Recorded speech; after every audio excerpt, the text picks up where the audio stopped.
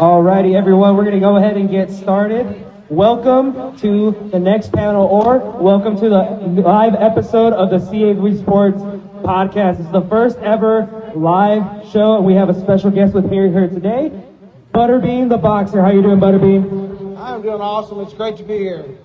That's great. How you liking Lubbock so far? Oh, I love it. I fought a guy from Lubbock probably 25 years ago, Paul Springer. And yesterday he come ahead to stop by and see me. So it's pretty good reunion. Was that a pretty big shocker when Pete brought him out? We had a good time. That's awesome. I was more happy that I know when he kind of came out, he was saying he's a little nervous, he may not remember him. So I know it meant a lot to him that you kind of remembered him. Well, most TV fights, normally you remember the TV fights.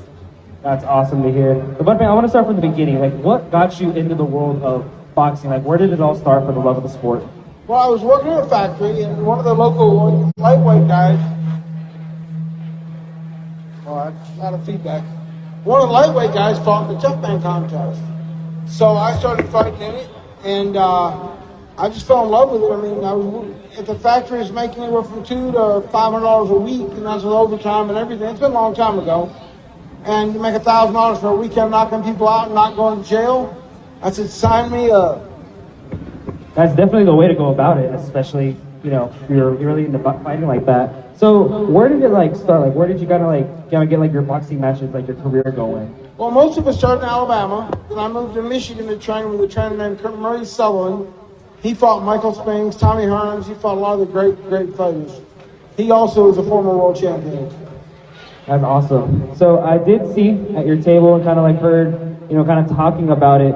You were in a wheelchair for a while. And, it took a while to get your recovery and get your, be able to get back on your feet. Can you kind of explain, what happened there? What was that whole process, physically and mentally for you? Well, for 3 years I was in a wheelchair, and I tried everything until a wrestler named Diamond Dallas Page got a hold of me.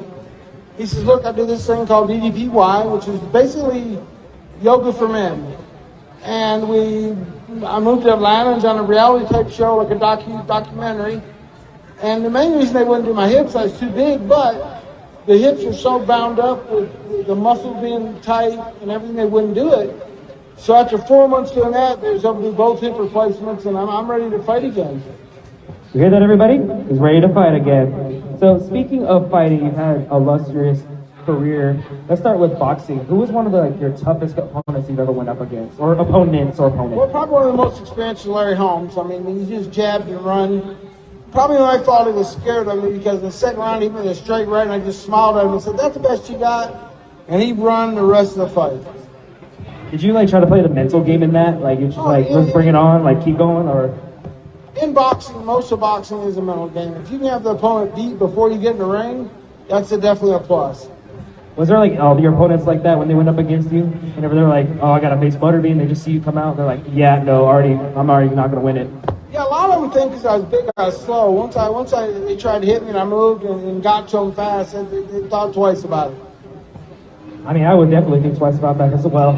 So, whenever you had to obviously you said they thought you were not as fast. What made you stand out differently from the other fighters that you would say probably a little bit faster than you? Well, I enjoyed fighting. I was really quick for my size. When you're 350 pounds, you move like a 200-pounder that surprises people. Would you say there's any other fighter that's kind of like you in that sense right now?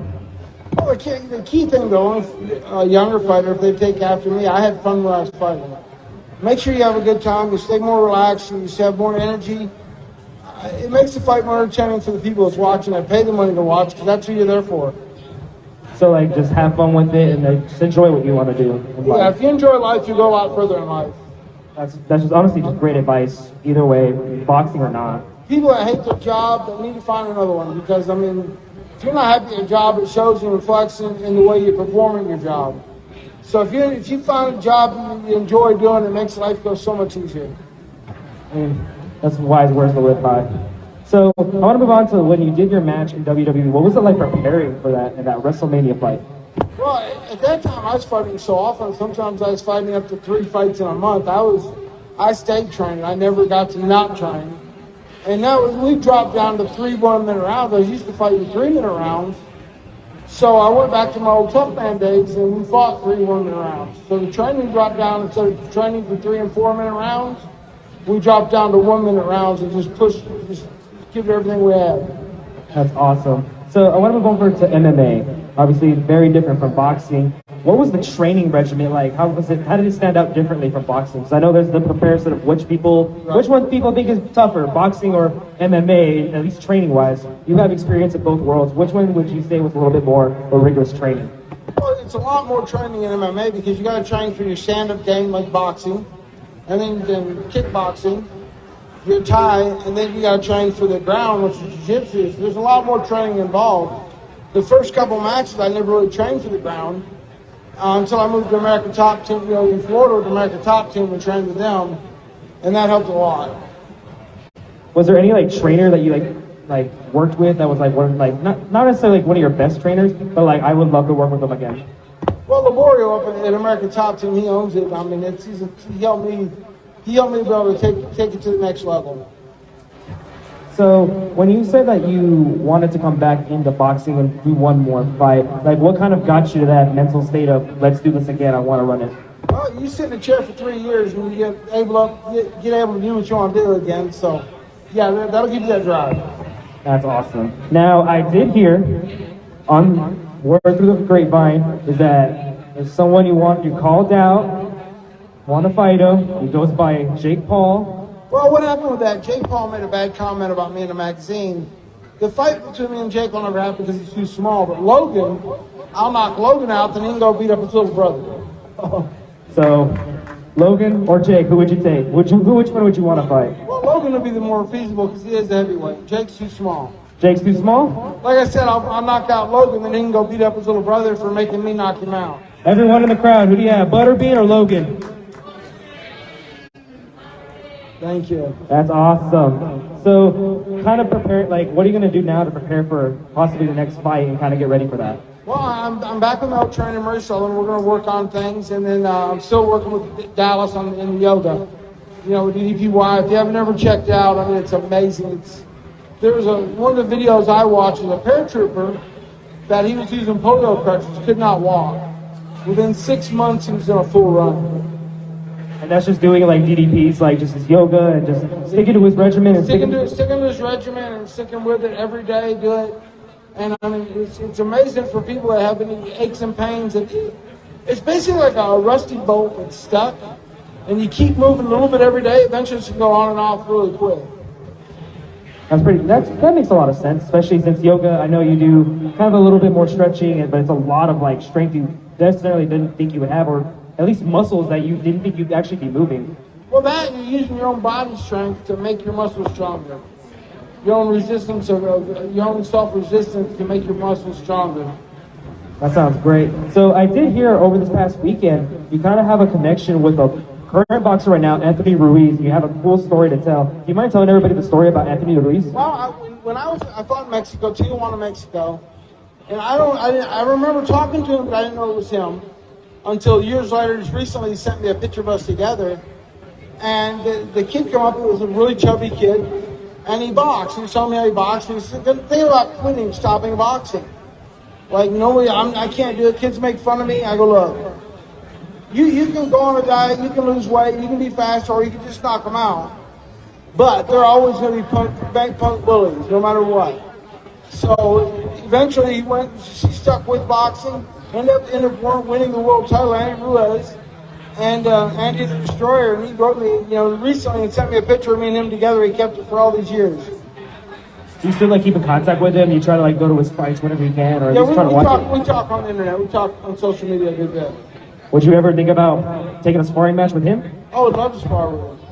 Because I did see he did fight the Gypsy King, so I mean that's pretty big for him, and Wilder. Big fight, yeah. Big fights. Did you ever go to any professional, even his professional fights, or you just always try to watch him at least? I've been so busy, I haven't had time to go to other fights, but he's one I would go watch. I would support him. I mean, he's a great fighter. He's doing an awesome job. You see what he looks like now? He's looking great, cut the weight. He looks awesome. I mean, he looks like he can possibly go down to middleweight if he wanted to. He's dropped down the weight a good bit. So, sticking with the current boxers right now, what do you think about, because I know this is kind of a split decision here on what this is, but what do you think of the rehydration clause? What do you mean? So there's a clause that some boxers put in their contracts where they don't drink any water to make the weight in the weigh-in or cut down, and then they can rehydrate again. So what do you think about that? That will never affect me because I'm a heavyweight. That's only with the lighter weight guys. What happens is they don't drink nothing for days, and they just deplete all the water out of their body, run their brain and everything. So they need to have the weigh-in at least a day before, because a lot of states they do it the day of. Which they should do the day before, gives the fighters plenty of time to rehydrate. Because I know when De La Hoya was fighting, sometimes he gained 15 to 25 pounds overnight. Just water weight. I mean, I just see the videos itself and just like the way boxers and even MMA fighters do it to just try to cut the weight or at least make weight. That's why I'm like, it's so shocking that some people actually put that in the clause of the contract. So I didn't know if anyone ever did that with you. A lot of them take water pills, which, I mean, my son had a fight where he was 15 pounds off. We took the water pills, put them in a garbage sack, wrapped them up, put them in a steam room. He dropped 15 pounds within 2 hours. So, I mean, the water's got to come from somewhere. And after a certain point, it starts depleting from around your brain and everything else. It gets dangerous. Some of the fighters lose way too much weight. That's where the injuries are coming in from. It's from the lighter weight fighters, not the heavyweights.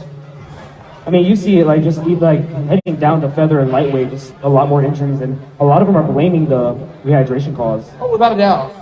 So, because I know one of the recent fights I saw, that was the team believes that's why the fighter's name is Ryan Garcia, and that's where some of them believe that the rehydration clause kind of messed him up because he had to go down in weight to fight Tank Davis. Right.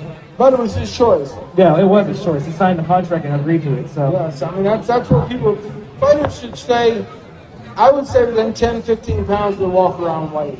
A lot of fighters are taking fights 30, 40 pounds under their walk-around weight. So kind of moving on from boxing and kind of sticking with it a little bit, what was one of the profound moments in your whole boxing career? Going 10 rounds at home was a big fight. A guy named Louis Monaco and knocked him out. Was a lot, he ended up knocking out Buster Douglas, knocked out Kevin McBride, and McBride knocked out Tyson. So, that was a really big fight for me.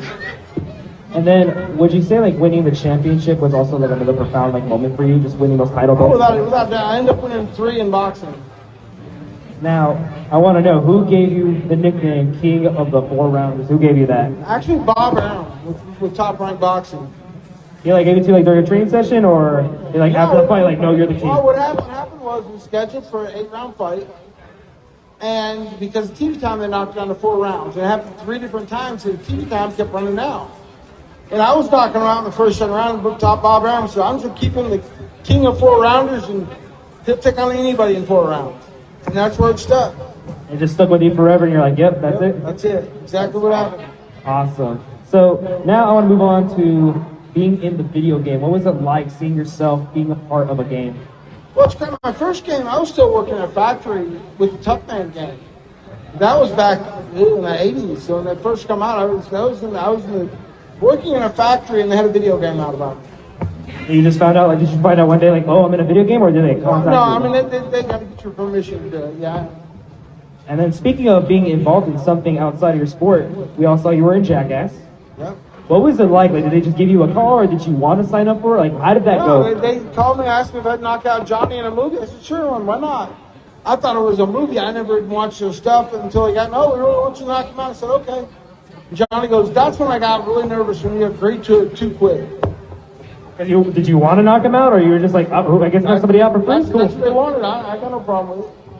What was his reaction whenever you came on set and you were just fully ready, and Johnny's did he just crap his pants, or did he just go oh? No, he's got gonads the size of this building. So I mean, they'll do anything. If he'll get in there with a bull that's 1,800 pounds, he'll get in there with me. I'm nothing. That's valid. I mean, just seeing that scene, just you knocking him out in a second, I was like, wow, I cannot believe Johnny agreed to that. Yeah, animals are super, like with the bull, that would terrify me.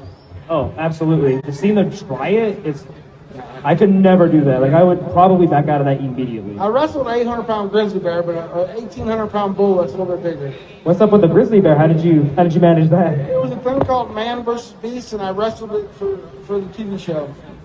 What was that like, wrestling a bear? It's crazy. They're scary.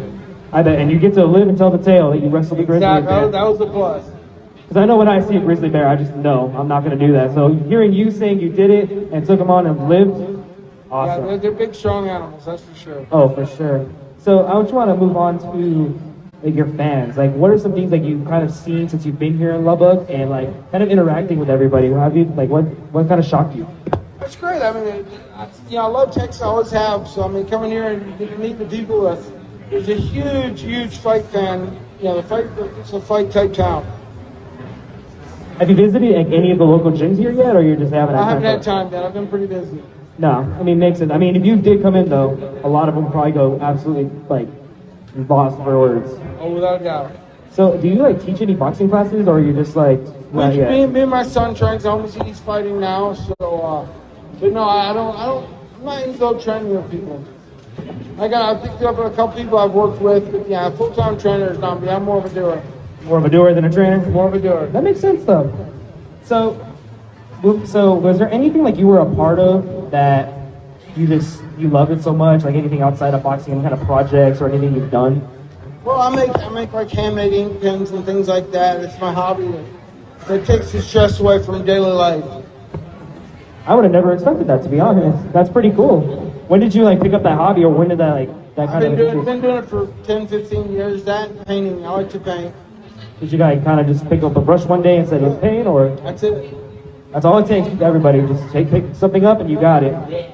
So, sticking with the fans here, has there been any kind of like stories or anybody that brought you anything that kind of like shocked you or anything like that? No, nothing in particular. Nothing in particular? No, nothing in particular. Have you gotten like a lot of like I've seen you a lot and I used to watch you and all that? Oh, there's a lot of that. I appreciate it. That makes you feel better. When you know you're appreciated. When you can do something that people appreciate, that like if you cook a good home cooked meal and you get, oh, this is awesome. It makes you feel good. I appreciate it. Yeah, it always feels good to be appreciated, am I right? Oh, without a doubt. I love the fans, I do. Awesome. So for this podcast right here, so I run everything, C.A.V Sports Podcast. If you all like to follow, Instagram, Facebook, C.A.V Sports. So we kind of stick on topics of the NFL. And do you have like any favorite team, not just the NFL, but anywhere else in sports? I don't watch a lot of football. I don't. What kind of sports do you watch? Boxing. So a lot of boxing? MMA, that's about it. Who's your favorite boxer right now that you love to watch? Joshua's pretty tough. Joshua? Yeah, he's pretty tough. So what about in the MMA? Or UFC or whichever? I haven't watched that in a while because he's got too much politics involved. With Dana and everything, or just kind of just how they run everything in that company? Dana has a lot to do with it. Dana has a lot to do with it? That's awesome.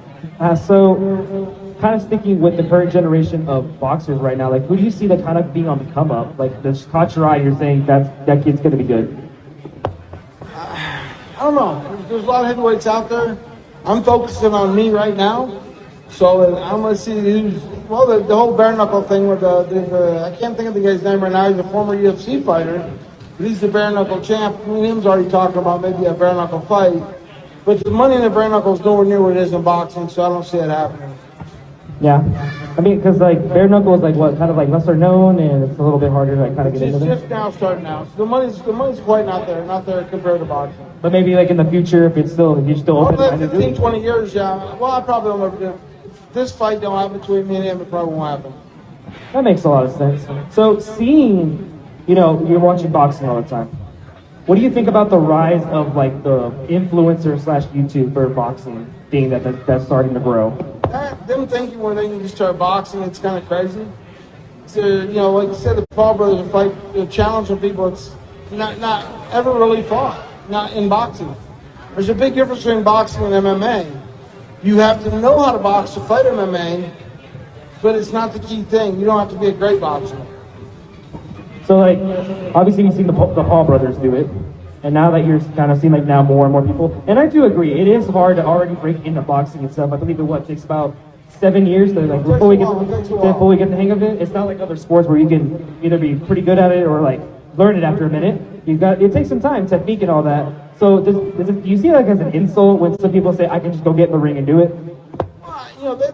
They've been working on it. It wasn't like they just jumped in and did it. I mean, they've been training for a while, but with the social media background they had a big push.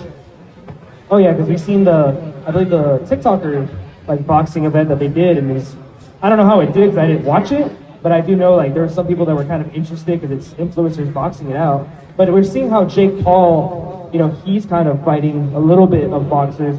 Were you able to watch him and Tommy Fury fight? I did not see it. But you bring that up. I had 2 TikTokers on a card just recently. I promoted it. A guy named Jimmy Mooney. He calls himself the fastest and strongest. And then there's one called the Crazy Hillbilly. I had both of them on a card, and we've done live streaming on that. It went pretty well. It went pretty well? Who ended up winning that fight? Mooney's was a draw, and the Hillbilly won his fight. I mean, that's pretty good. So, like, would you want to see, like, more influencers try to keep doing boxing, or you kind of just like, no, just leave it to professionals? I think if you take the influencers and have them fight other influencers, it'll be very interesting. That's what a lot of them like tend to do. I know KSI is trying. I know he's trying to dip his foot into real boxers. So I know he's kind of trying to make the jump for it. But other influencers, at least I've seen personally, like I'm just like I don't know if they should be getting in the ring. Most of them, once they hit a real fighter, they're gonna get knocked out. So. And that's the kind of the example with Jake. Is like he fought Tommy and he ended up losing. And I knew one of the things he said was he was annoyed by the jab. And I mean you boxed. That's before. Part of boxing. That's part of it, right? Part of boxing. Because that's one of the hardest things like to deal with, right? Just dealing with a jab. That's the point of the jab. You know, when I fought Larry Holmes, he had one of the best jabs ever in boxing. Exactly. So when I hear people say that, it's a little bit more of like that's kind of the point in boxing. Exactly. You gotta work around the jab. And I know he complained like Tommy just jabbed at me all day, and it's like that's kind of the point. Exactly. So, but now he's gonna fight Nate Diaz in August. Diaz will probably end up knocking him out. I do believe so. Jake, you're getting knocked out by Nate Diaz August 5th. I'll probably try to watch that fight. I mean, I do like Nate Diaz. Right. But before Dana and the UFC took over, was there any like MMA fighter you liked at the time? Nothing in particular. I just enjoyed the sport. Just enjoy the sport? Yeah. Do you try to watch like any kind of like outside of UFC ones, like underground ones or anything like that? Well, a lot of I'm trying to think of the names of them. King of the Cage and some of them, they had some pretty decent fighters. Would you ever like consider like getting, if you had that opportunity, would you ever consider getting in the UFC ring, like with any of Dana's fighters? We've talked to them prior and past, so I mean, don't tell them what's going to happen in the future. So do you have like kind of a little insight about your next fight coming up? Do you know who you're eyeing for an opponent, or? We're working on 3 different people right now. I really can't talk about it because there's a lot of talk. Yeah, but you're working on it. It's in the works. It's in the works right as we speak right now. You guys heard it right here. He's working on a fight. We don't know who yet, but he's working on it. So kind of just moving off of this and kind of just being here today and being here in Lubbock, what kind of drew you to West Texas Comic-Con? Well, matter of fact, Tracy, that's the Yellow Power Ranger, they got a hold of me and told me they were coming, and we do a lot of shows together with them, and I checked out. The con looked really good. They did a great job, so I'm excited about being here. Did you see that we have the Rampage Wrestling out? Of course, that looks great. Have you checked them out yet? Or I've seen them over. I've seen them over there. I've heard them all day long. So yeah, I'm gonna watch a couple matches later today. So like they're a local Lubbock like wrestling like company. Like, do you like? What do they call the indie circuit? Yeah, the indie circuit. You don't have the indie circuit. You don't have the WWF. Yeah. Or WWE or WCW. You don't have to know that. Without indie guys, that's where everybody starts. No, I completely agree. A lot of even the bigger names now came from the indie scene. A lot of the bigger names are going back down and doing a lot of indie shows. Yes, like I believe Seth Rollins currently right now, he was an indie guy. Right. And then Adam Cole was another one. He was part of the indie scene. So are you a big supporter of like the indie scenes and everyone just like get your start somewhere? Like everyone starts low. Yeah, you gotta start. If you don't start in the indies, you never make it to higher ranks. It just don't happen. Would you say that's like a kind of a thing of life too? Like just always start somewhere. Well, it's like the Major League Baseball. They got their minor league. You got to start in a minor league. You don't just go from high school to the major. There's a few. Most of them start going to the majors, then the minors, then the majors. I completely agree. It's something you got to keep working at. And it's the same thing with this podcast as well. Just it's slow, but I mean, kind of just grow and keep working at it. But that's the same thing with life with everybody too. It's like then you got to learn. You learn so much in the minors, and then it brings you to a better professional when you turn pro. I completely agree. So, final question before we end off this podcast here. Is there anyone that's in the world of boxing that you got really close to and you're that's going to be a long time friend or individual in my life that I just kept with you for years? Well, one friend was Johnny Tapia. Very good friend of mine. He passed away a while back. But yeah, that's one of the guys who would come close to it.